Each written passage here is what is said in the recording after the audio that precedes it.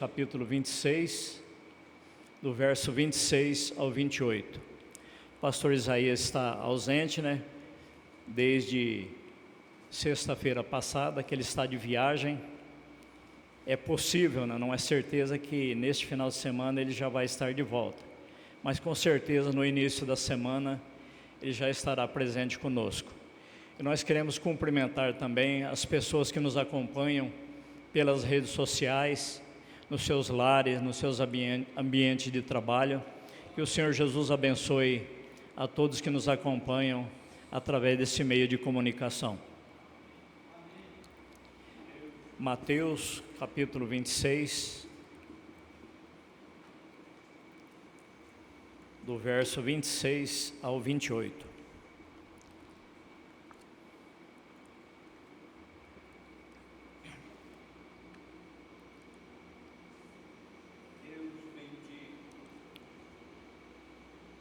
Leiamos. Enquanto comiam, Jesus tomou o pão e, abençoando, o partiu e o deu aos discípulos e disse: Tomai, comei, isto é o meu corpo. E tomando o cálice e dando graças, deu-lhe dizendo: Bebei dele todos, porque isto é o meu sangue, o sangue do Novo Testamento, que é derramado por muitos para a remissão dos pecados. Oremos. Senhor Jesus, mais uma vez, ó Pai amado, nós nos unimos e elevamos as nossas vozes em oração diante de Ti. Gratos, ó Pai querido, por mais esta oportunidade de podermos estarmos aqui reunidos, Te louvando, ofertando a Ti este culto, ó Pai amado, e também esse estudo da Tua Palavra que estaremos aqui ministrando. Te pedimos, ó Pai querido, que o Senhor possa dar-nos a direção, nos ajude dando-nos sabedoria, nos ajude abrindo a nossa mente, dando-nos a compreensão, não somente a nós que nos encontramos presentes, mas aqueles que nos acompanham através das redes sociais.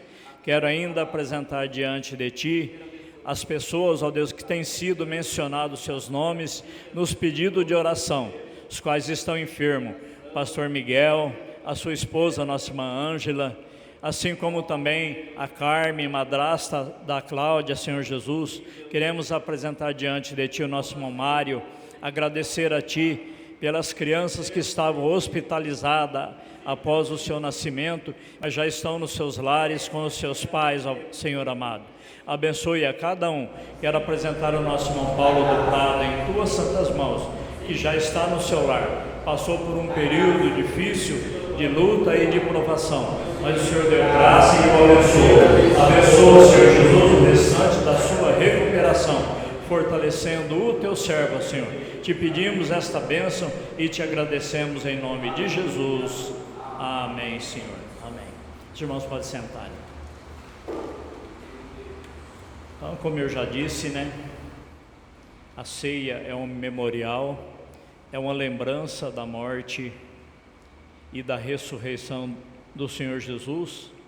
E ceia também significa refeição noturna. Nós vamos ver isso lá no livro de Êxodo, capítulo 12, no verso 8, e depois Deuteronômio 16:6. Vamos primeiro em Êxodo, capítulo 12, verso 8.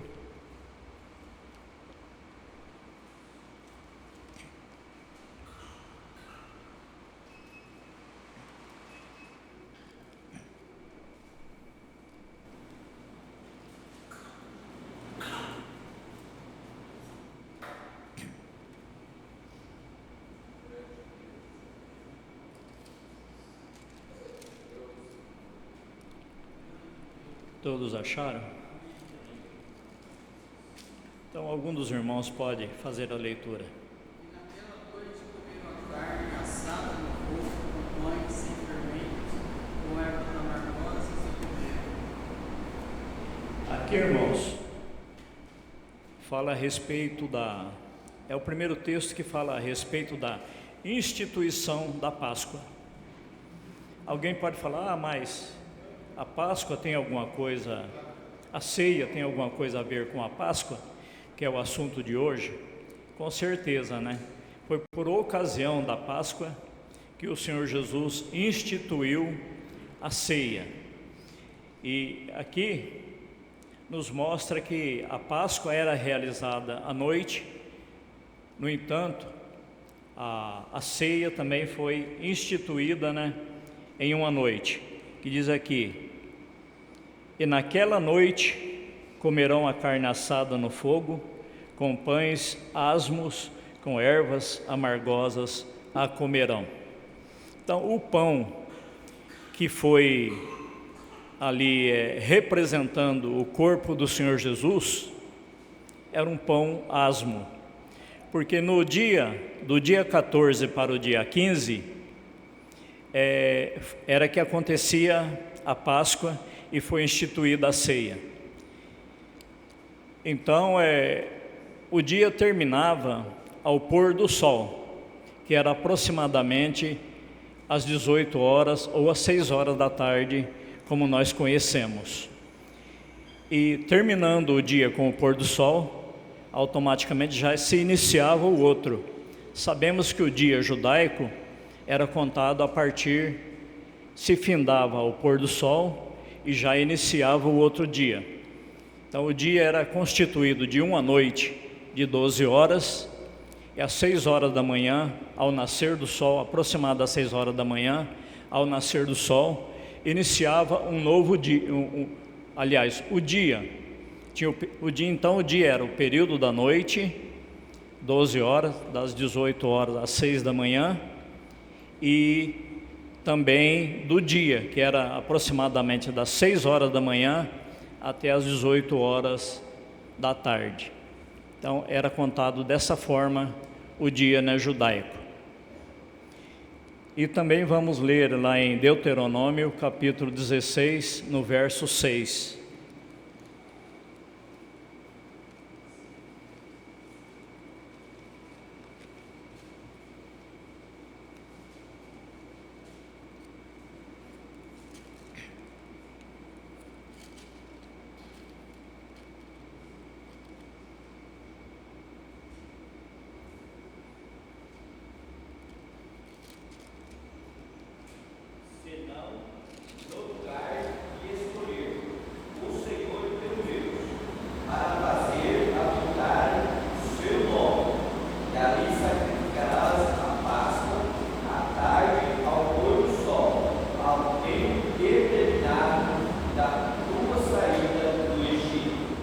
Amém.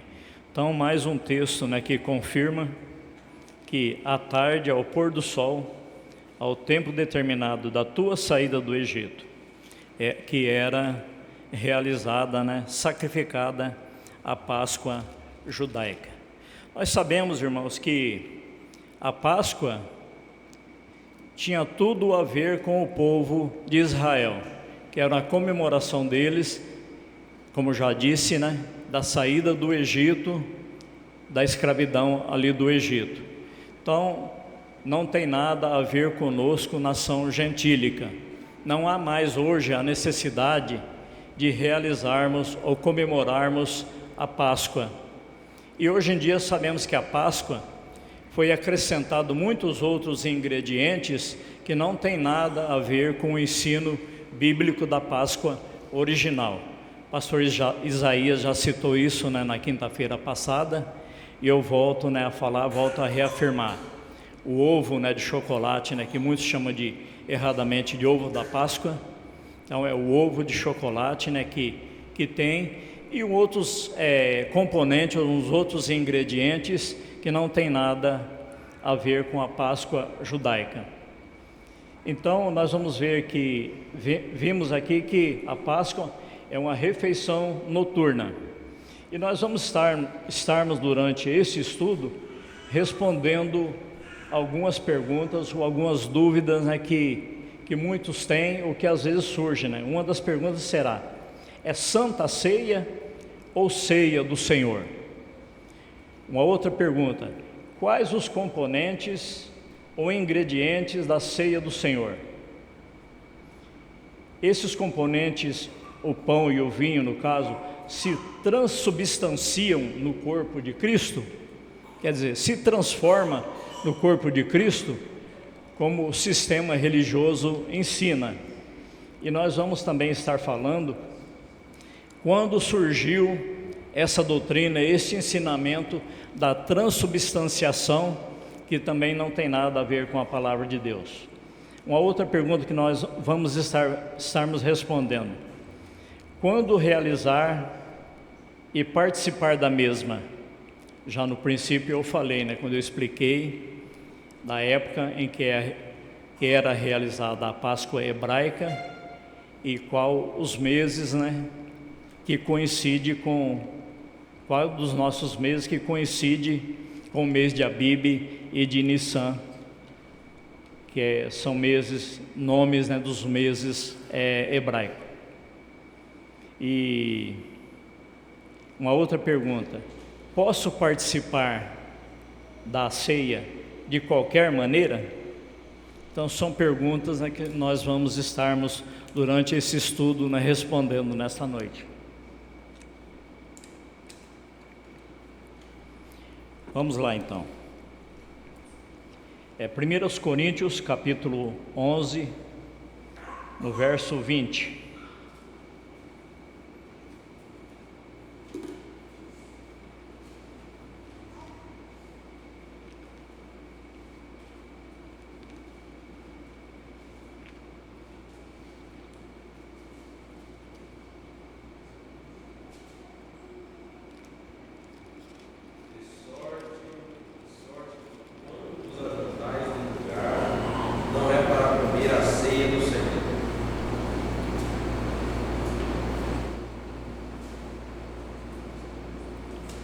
E 20 diz: de sorte que quando vos ajuntais num lugar, não é para comer a ceia do Senhor.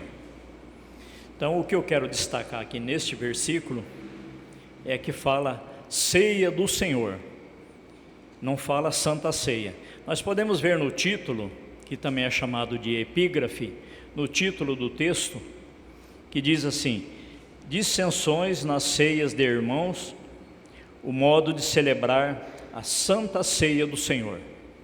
Então esse título do texto aqui não tem nada a ver com o original grego. Isto aqui, na verdade, foi a casa publicadora que colocou, quando eles separaram as escrituras de capítulos, versículos e textos que falava a respeito de um certo assunto. Então, criou-se esse costume de chamar de Santa Ceia, mas no texto original diz Ceia do Senhor, não diz Santa Ceia. Então, e essa doutrina, ela foi criada pelo catolicismo romano no Concílio de Trento, no ano de 1545, e também no outro concílio em 1563. E eles criaram para responder às críticas dos reformadores, da reforma que aconteceu ali no século XVI. Conhecemos bem a história de Martinho Lutero, que foi um dos reformadores, que inclusive era um padre da Igreja Católica. E eles ao começar a examinar melhor as escrituras, eles foram vendo coisas que se dizia, coisas que se ensinavam, que não condizia com as escrituras, que não tinha base bíblica para se criar aquele ensino. Então começaram a comentar, a escrever a respeito, tecendo críticas a respeito disso. E eles criaram então a palavra Santa Ceia nesses concílios de Trento, em 1545 e 1563, para responder às críticas da reforma. Mas a ideia de Santa Ceia, ela surgiu bem antes, no século III, por Ambrósio e Agostinho, que são chamados de santos, Santo Ambrósio e Santo Agostinho. E esse ensino foi reafirmado pelo Concílio Vaticano II, no ano de 1962 e no ano de 1965. Então, essas são as origens, né, desses termos que criaram, que usaram, e de tanto se falar, de tanto se propagar, criou-se o hábito de ir repetindo, até que hoje em dia, né, a maioria das instituições religiosas, muitos pregadores da palavra de Deus, eles falam isso, né, usam esse termo, né, a Santa Ceia. Mas originalmente, nos originais das Escrituras, é a ceia do Senhor. Nós nunca vemos o termo Santa Ceia. Então, é uma das perguntas, né, que já respondida, né? E 1 Coríntios 14:37, que nós já lemos, né? Ou não? Não. 1 Coríntios, nós não lemos, 14:37, nós não lemos ainda. Vamos ler.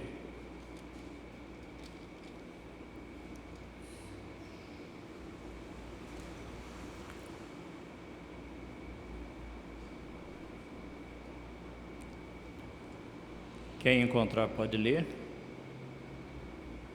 Se alguém cuida ser profeta ou espiritual, reconheça que as coisas que vos escrevo são mandamentos do Senhor. Então Paulo diz, né, que se alguém cuida ser profeta ou espiritual, reconheça que as coisas que vos escrevo são mandamento do Senhor. Esse texto é muito importante para responder para aqueles, né, que às vezes costuma criticar, às vezes costuma desmerecer muitas coisas que a igreja nos dias de hoje, né, usa, como saudação com ósculo santo, como o uso do véu pelas irmãs, e inclusive, né, a ceia do Senhor, né, que foi ensinado pelo apóstolo Paulo. Não foi coisas da cabeça do próprio apóstolo que ensinou essas coisas, mas são coisas que ele recebeu a revelação, o entendimento da palavra de Deus. O apóstolo Paulo era praticamente um doutor da lei, que ele foi criado, né, aos pés, né, de Gamaliel, né, e ele tinha muito conhecimento das Escrituras.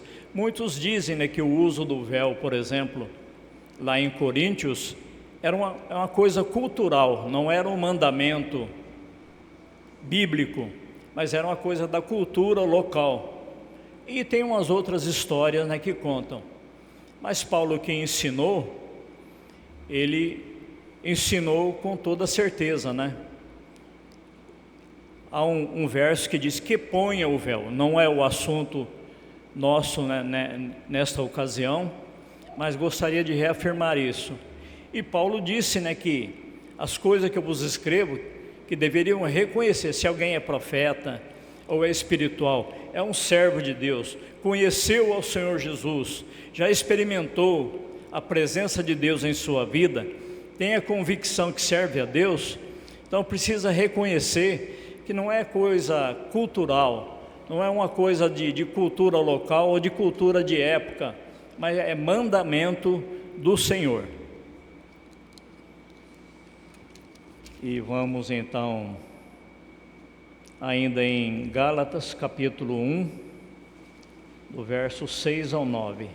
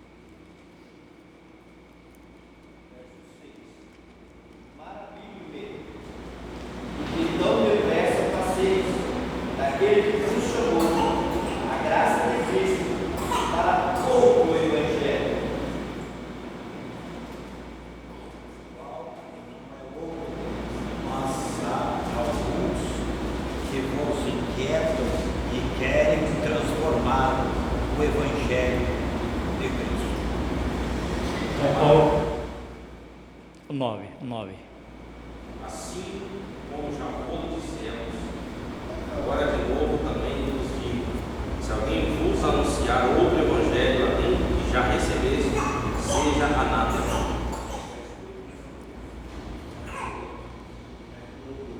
Pulou 8.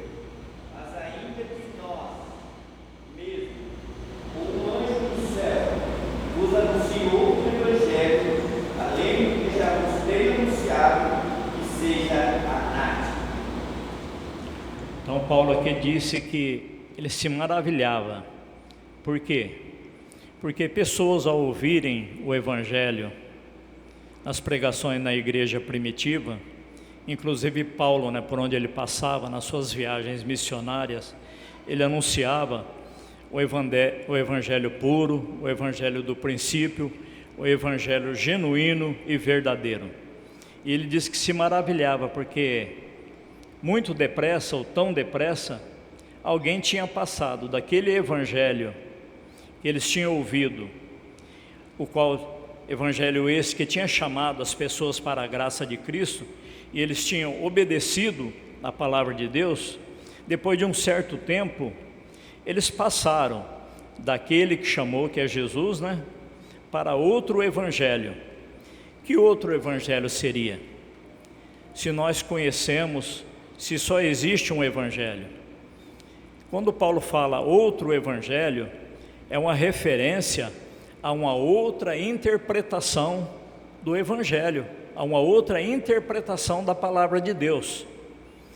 Então Paulo disse o que a respeito disso, desse outro evangelho? Que seja anátema, porque ele disse no verso 8: ainda que nós mesmos, ou mesmo que desça um anjo do céu e anuncie outro evangelho, além do que eles já estavam anunciando, além do que eles já tinham ouvido, que fosse anátema, e que significa maldito. O próprio Jesus disse, a palavra de Deus diz que não passará nem o tio e nem o jota, antes que tudo seja cumprido.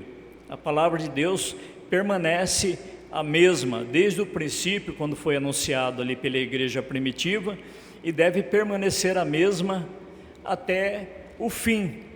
Não pode ser mudado, não pode ter uma outra interpretação. Com o advento das escolas de teologia, muitos teólogos que foram sendo formados, começou-se a criar, através de interpretações erradas, doutrinas diversas, mas é coisa que não deve ser feita, para que não se incorra numa maldição. Precisamos permanecer na pureza do evangelho que nós temos ouvido, que nós temos lido, que nós temos aprendido nos dias em que nós vivemos. E tudo o que foi ensinado pela igreja primitiva ficou registrado na palavra de Deus para que servisse para nós nos dias de hoje.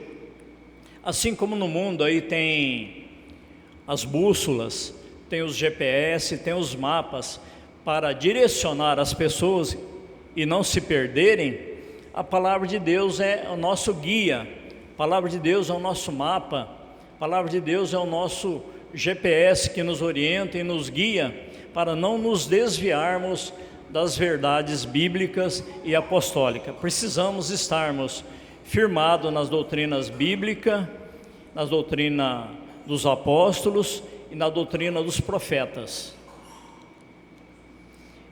Tem mais alguns versículos. Vamos ler no livro de Êxodo, capítulo 25, no verso 9.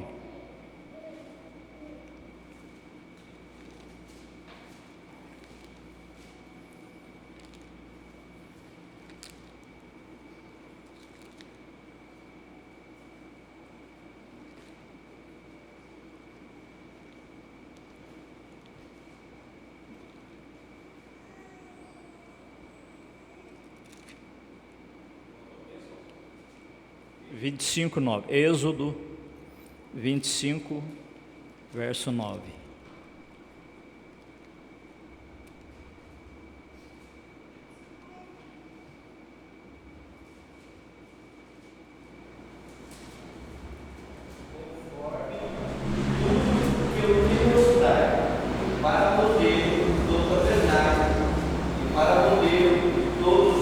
fazem a si mesmos não fareis. Nós conhecemos que Moisés subiu ao monte e no monte ele recebia as orientações de Deus, os ensinamentos e até os 10 mandamentos Moisés recebeu ali diretamente de Deus. E no verso 9 aqui, que foi lido pelo nosso irmão, diz: conforme tudo o que eu te mostrar para modelo do tabernáculo e para modelo de todos os seus móveis, assim mesmo o fareis. Não era para se realizar nenhuma mudança. Como Deus mostrou para Moisés através de visão, Moisés deveria fazer justamente daquela forma que tinha sido mostrado para ele. Ainda no 25:40, no verso 40.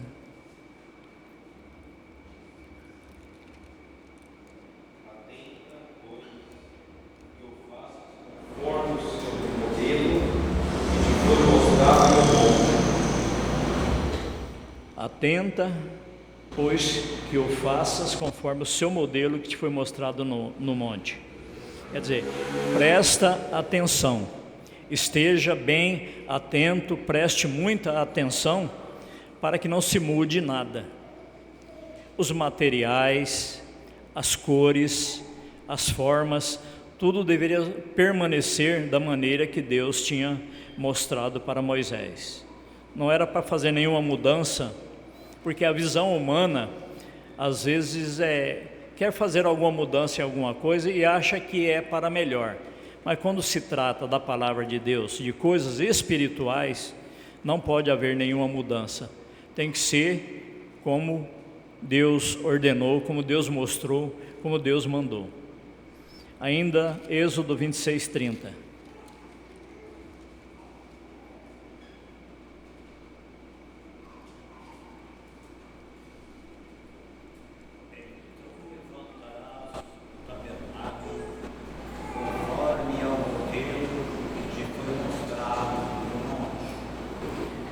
É uma repetição, né, dos versículos anteriores que nós lemos, né?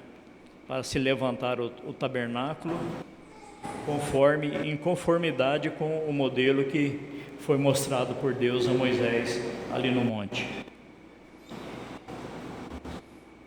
Agora então nós vamos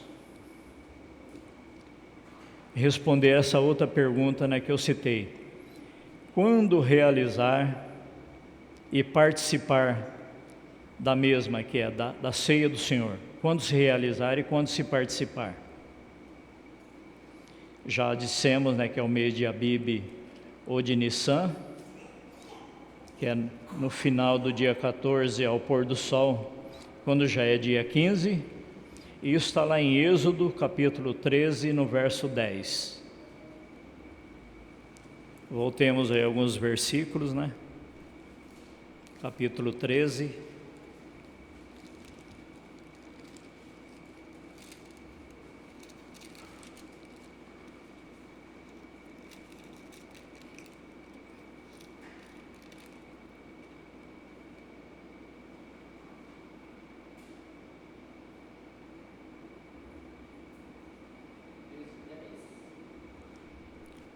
Treze, 10.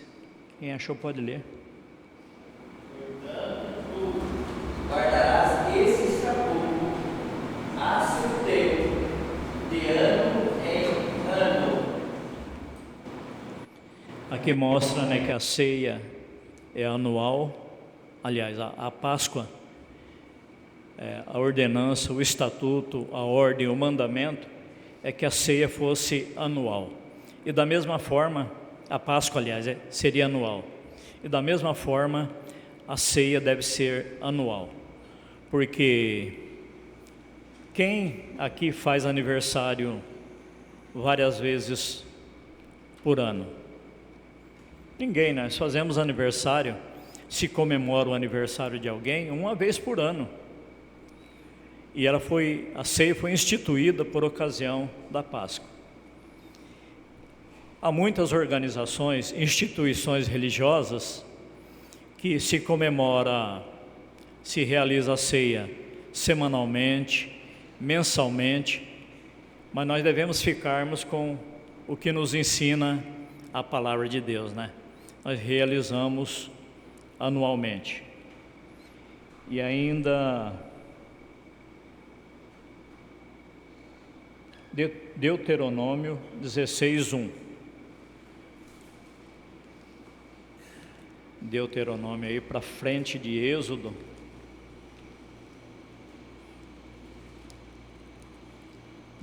À frente de Êxodo, Números, Levítico.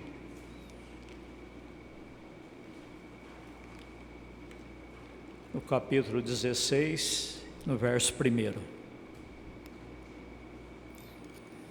Se alguém tiver alguma colocação dos irmãos ou alguma pergunta a fazer, pode fazer.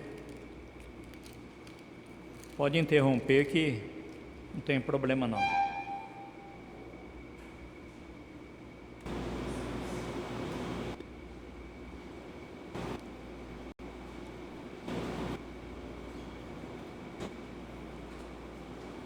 Quem achou pode ler. Guarda, vem que a mim, celebra a Páscoa ao Senhor, teu Deus, porque no meio que a mim, o Senhor teu Deus te tirou do Egito de noite. A Bíblia, né, como eu já disse, aqui fala Abib ou Nissan, que é o mesmo mês. Abib, se eu não me engano, é o nome hebraico para o primeiro mês do ano hebraico. Depois que eles foram para o cativeiro na Babilônia, passaram 70 anos ali, eles denominaram, os babilônios denominaram o primeiro mês do ano judaico de Nissan. Então Nissan é um termo babilônico, Abib é hebraico. Então Abib ou Nissan é a mesma coisa.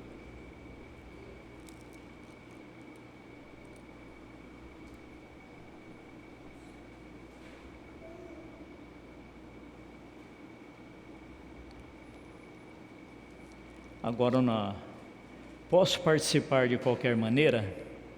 Vamos lá. A própria Bíblia vai responder para nós, né? Então vamos aos textos. Voltemos lá em 1 Coríntios, capítulo 11, verso 27 ao 29.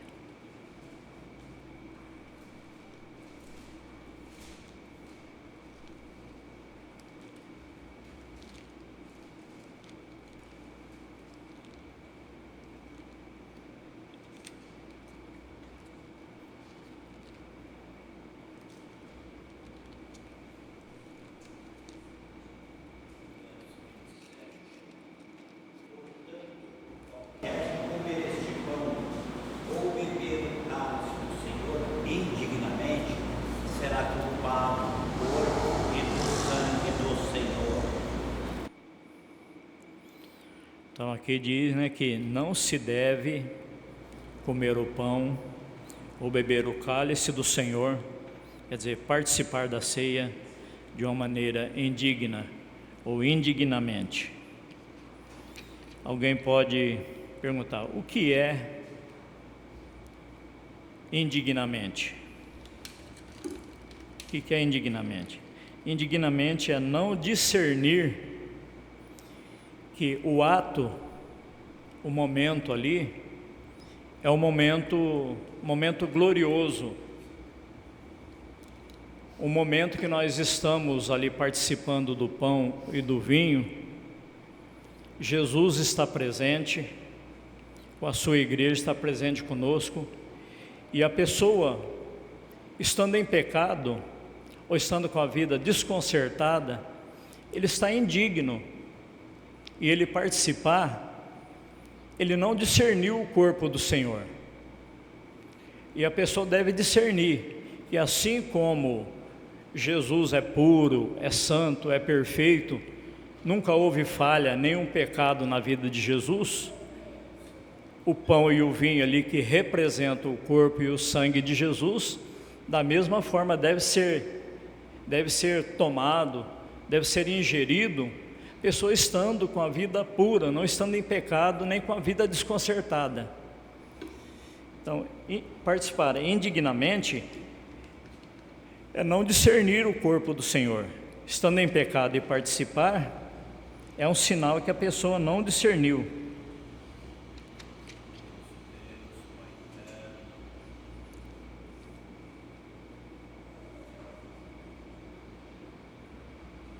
Então a gente precisa estar com a nossa vida limpa, não em pecado, ou estarmos sem pecado. E o que é estar digno? É reconhecer ou distinguir algo com clareza. Discernir também é entender ou compreender algo de uma maneira profundamente. Discernir ainda é julgar ou avaliar algo com sabedoria. E não discernir é o contrário, né? É não reconhecer ou distinguir algo com clareza. E também não entender ou compreender algo com profundidade. E também estar indignamente é não julgar ou avaliar algo com sabedoria. Então, a pessoa que participa indignamente, ele não discerniu que o corpo do Senhor Jesus é puro, é santo, é perfeito, e os elementos, os ingredientes que ali estão presentes, que todos devemos participar, também devemos participarmos com a vida em dia, com a nossa vida correta, na obediência da palavra de Deus.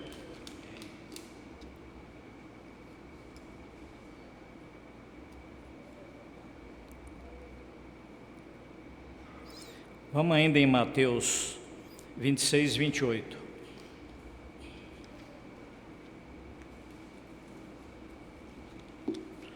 Evangelho de Mateus, capítulo 26, e o verso 28.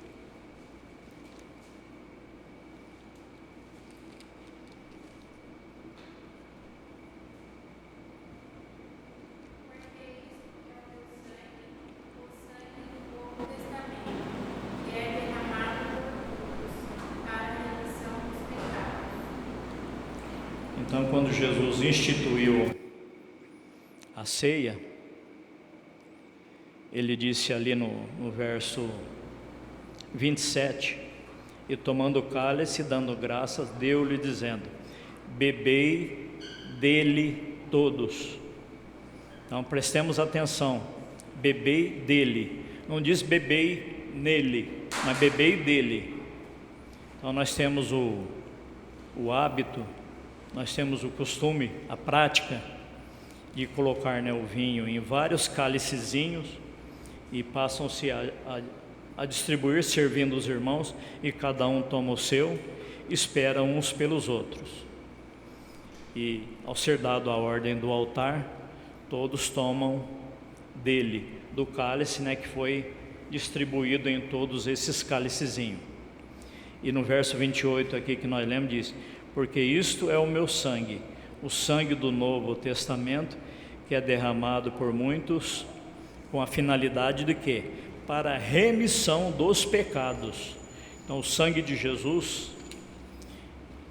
foi derramado para a remissão dos pecados. E nós, quando participamos do vinho que simboliza o sangue de Jesus, ele simboliza o quê? A remissão dos pecados.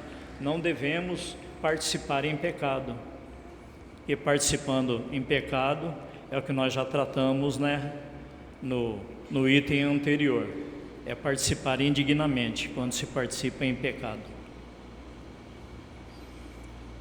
Em Efésios capítulo 4, verso 12,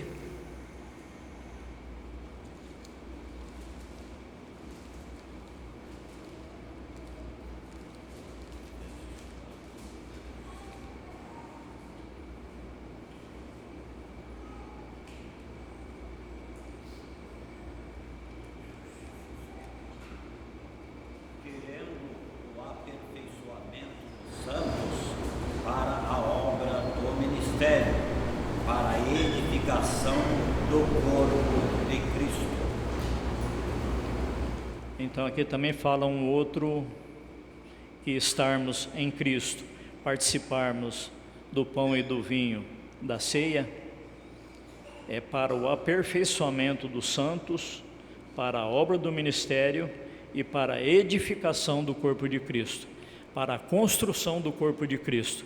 Nós sabemos que individualmente nós somos membro de um corpo. Então a igreja é um corpo e individualmente nós somos membro desse corpo, o qual tem como cabeça Cristo. Então ele quer o aperfeiçoamento para o ministério, para o trabalho, para aqueles que anunciam a palavra de Deus, para aqueles que vivem, para que por intermédio do seu testemunho, para que por intermédio dele estar anunciando, trabalhando na obra de Deus, o corpo de Cristo vai sendo acrescentado membros e vai se aperfeiçoando a cada dia. Ainda em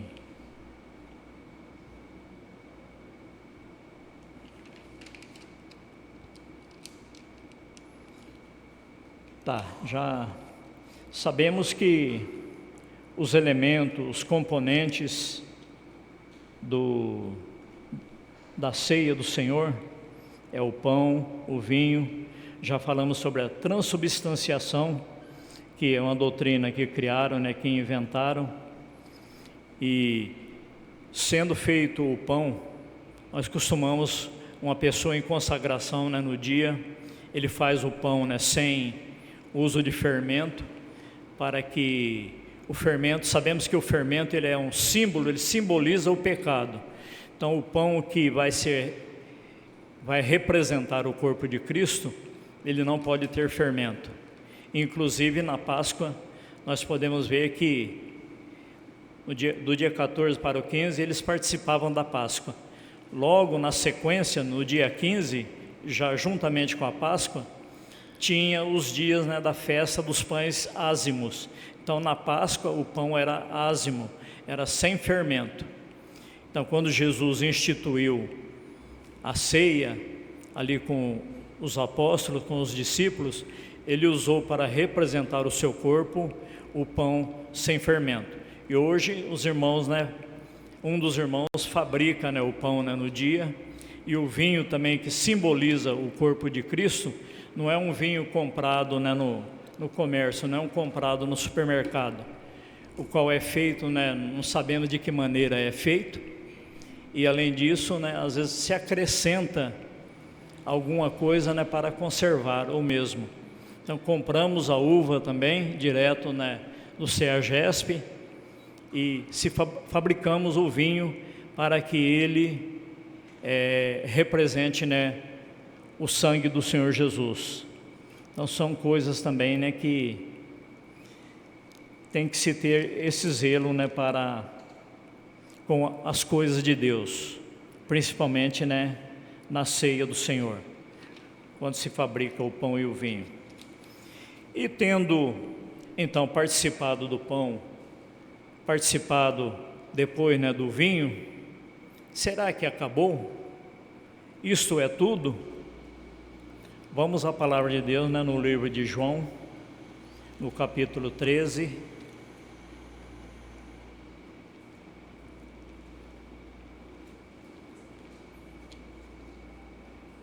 Até aqui, sobre o pão e sobre o vinho e como participar, os irmãos entenderam, não existe nenhuma dúvida. Alguém tem alguma pergunta ou acrescentar alguma coisa? Algum dos irmãos ou obreiro tem algo a acrescentar a respeito?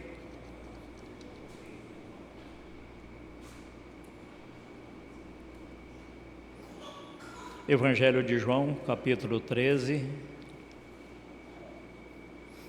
a partir do verso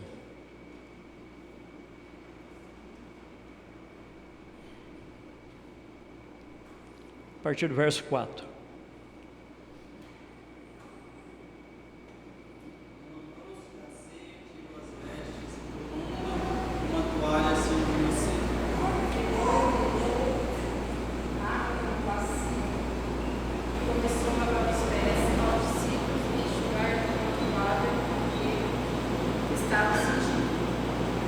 Nós não ouvimos de Simão Pedro que ele disse: Senhor, tu lavas-me os pés a mim?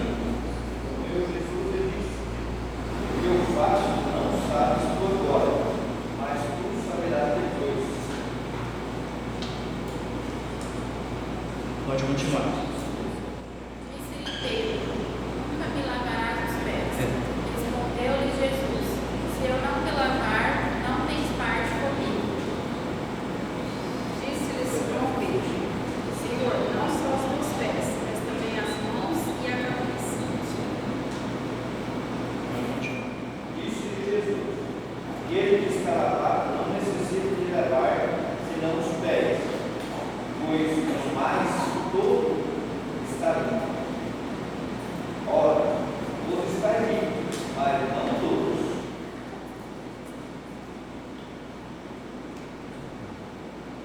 Porque bem sabia ele quem o havia de trair, por isso disse: nem todos estáis limpos.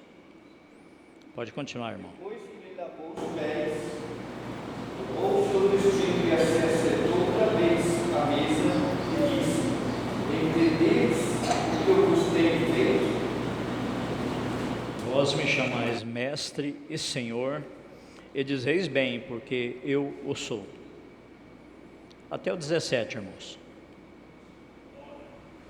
Se eu, Senhor e Mestre, vos lavei os pés, vós deveis também lavar os pés uns dos outros. Porque eu vos dei o exemplo para que, como eu vos fiz, façais vós também. Na verdade, vos digo, não é o servo maior do que o seu senhor, nem o enviado maior do que aquele que o enviou. 17. Se sabeis estas coisas, bem-aventurados sois, se as fizerdes.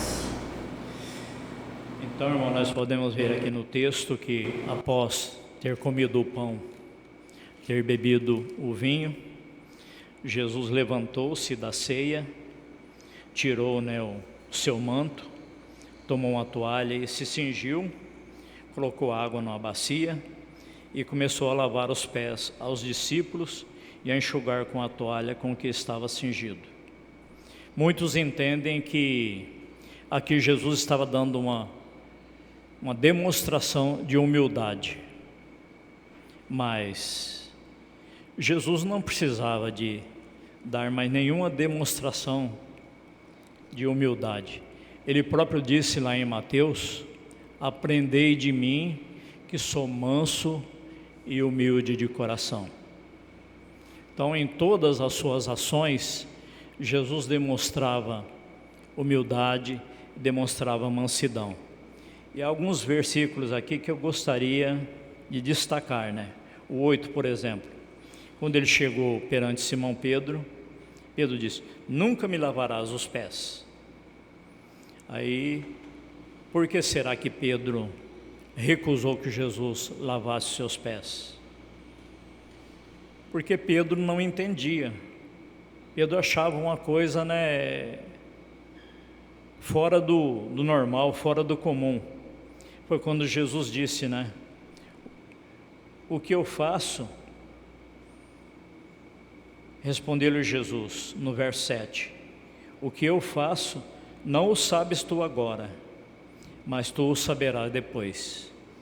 Depois Pedro entenderia, E Pedro ainda insistiu, Nunca me lavarás os pés. Pedro falou, respondeu Jesus: se eu não te lavar, não tens parte comigo. Aí Simão, falou: Senhor, não somente os meus pés, mas também as mãos e a cabeça. Foi quando Jesus disse: aquele que está lavado não necessita de lavar senão os pés, pois no mais todo está limpo. Vós estáis limpos, mas não todos. No verso 12 diz: depois que lhes lavou os pés e tomou as suas vestes, se assentou outra vez à mesa, disse-lhes: entendeis o que vos tenho feito? Jesus fez uma pergunta, E aí afirmou: vós me chamais mestre e senhor, e dizeis bem, porque eu o sou. Ora, se eu, Senhor e Mestre, vos lavei os pés, vós deveis também lavar os pés uns aos outros. Então é um dever, é um mandamento. Aqui o verbo deveis é um verbo, né, que está na forma verbal, na segunda pessoa, e segunda pessoa do plural, que indica uma obrigação, uma necessidade e um mandamento. Vós deveis também lavar os pés uns aos outros. E aqui ele continua no verso 15: porque eu vos dei o exemplo, para que, como eu vos fiz, façais vós também. Um outro verbo, né? Façais. Na verdade, no 16, na verdade vos digo, que não é o servo maior do que o seu senhor, nem um enviado maior do que aquele que o enviou. E no 17, fechando aqui, diz: se sabeis essas coisas, bem-aventurados sois se as fizerdes. Quer dizer, não basta saber, não é necessário só saber, precisa também se fazer. E diz: bem-aventurados sois se as fizerdes, quer dizer, feliz se as fizerdes. A felicidade, irmãos, está naquele que obedece a palavra de Deus, que obedece o mandamento, que cumpre aquilo que a palavra de Deus determina. Então essa é a verdadeira felicidade que o ser humano pode ter sobre a face da terra. E esse texto aqui sobre o lava-pés não é um texto isolado. Alguém às vezes poderia dizer: é um texto isolado. Nós podemos ver ainda lá em 1 Timóteo, no capítulo 5 e verso 10, que fala a respeito.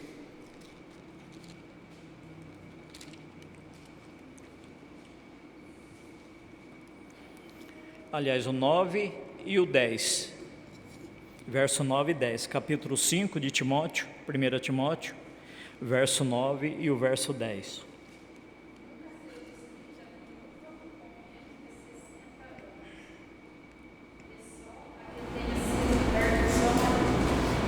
Ele testemunho de boas obras, se criou os filhos, se exercitou hospitalidade, e se lavou os pés aos santos, e se socorreu os aflitos, e se praticou toda boa obra. Então Paulo escrevendo a Timóteo, né? Ele relata os requisitos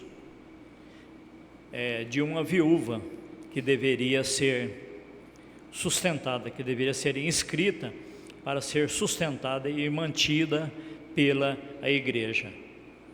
E ele diz que nunca seja inscrita viúva com menos de 60 anos e só que tenha sido mulher de um só marido, tendo testemunho de boas obras, se criou os filhos, se exercitou a hospitalidade, se lavou os pés aos santos, se socorreu os aflitos, se praticou toda boa obra. Então, mais um texto, né, que confirma a respeito da necessidade da prática do lava-pés por ocasião da realização da ceia que nós praticamos anualmente, em que nós lembramos da morte do Senhor Jesus, em que nós trazemos à memória que a morte do Senhor Jesus nos trouxe vida. Jesus, num texto da palavra de Deus que agora não me lembro, ele disse assim: eu dou a minha vida e torno a tomá-la. Então, Jesus se permitiu ser preso, ser julgado, ser torturado, ser sacrificado, para que ele pudesse ali vencer a morte, e com o vencimento da morte pelo Senhor Jesus, nos trouxe a vida, e vida com abundância, e vida eterna, que nós podemos afirmar hoje que nós, graças a Deus, somos salvos pelo nosso Senhor Jesus Cristo. Então, não sei se há alguma colocação por parte de algum irmão ou alguma pergunta a ser feita. Se tiverem, A ceia ser de ano em ano, nós sabemos que pela palavra de Deus é um memorial, né? Porque a própria palavra de Deus diz: fazer isso em memória de mim. Aí as pessoas têm essa questão aí, né? Por que é feito de ano em ano, né? Por que não pode ser feito em 6 meses, mês, né? A cada mês, a cada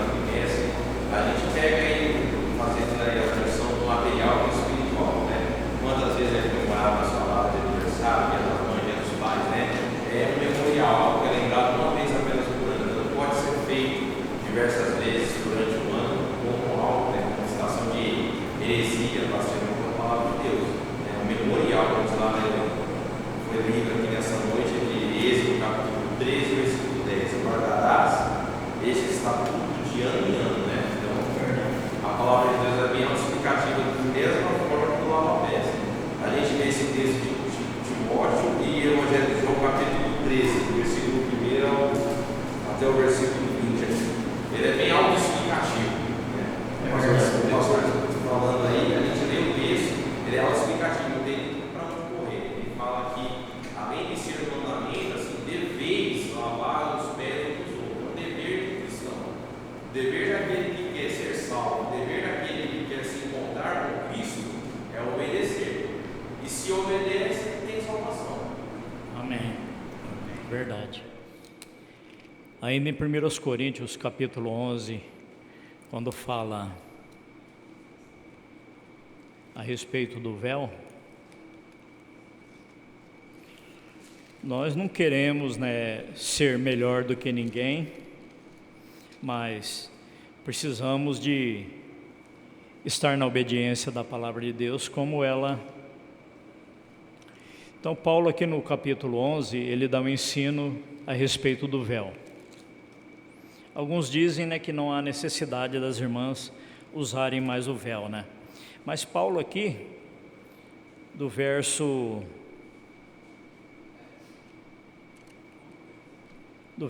4 até o verso 15, ele fala sobre a necessidade da mulher usar o véu. No 6 diz: portanto, se a mulher não se cobre com o véu, tosquie-se também. Mas se para a mulher é coisa indecente tosquiar-se ou rapar-se, que ponha o véu.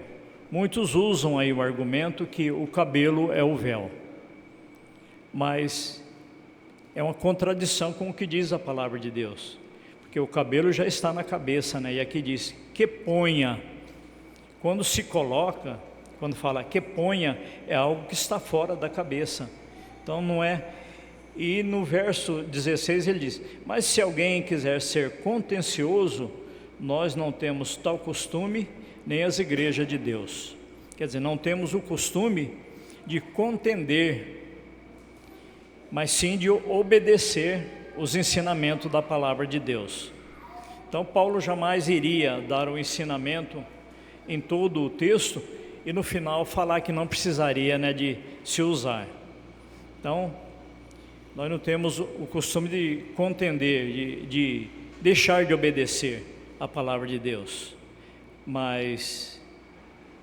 e nem as igrejas de Deus, mas temos o costume de praticar aquilo que nós temos aprendido da mesma.